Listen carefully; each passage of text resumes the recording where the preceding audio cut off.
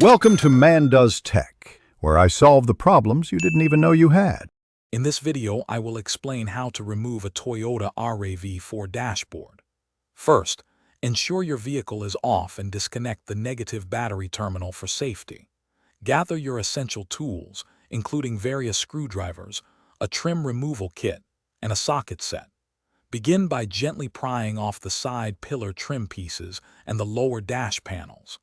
Look for and remove any screws that become visible as you remove these initial trim pieces. Next, focus on the center console area. Begin by removing the radio bezel, then carefully disconnect all wiring harnesses from the back of the head unit. Proceed to detach the climate control panel, ensuring all electrical connectors are unclipped. Gently pry out the center air vents using a plastic trim tool. Remember to unscrew any additional fasteners that secure this central dashboard section. Now, let's move to the instrument cluster. Carefully remove its bezel by gently prying it away from the dash. Unscrew the cluster itself, then pull it out and disconnect its wiring harnesses.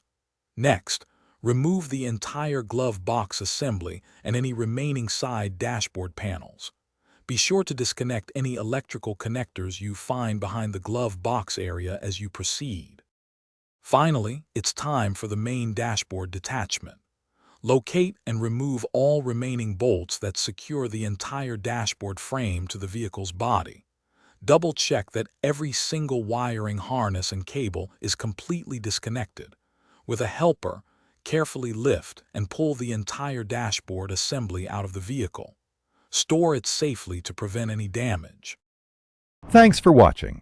If you found this helpful, don't forget to like and subscribe.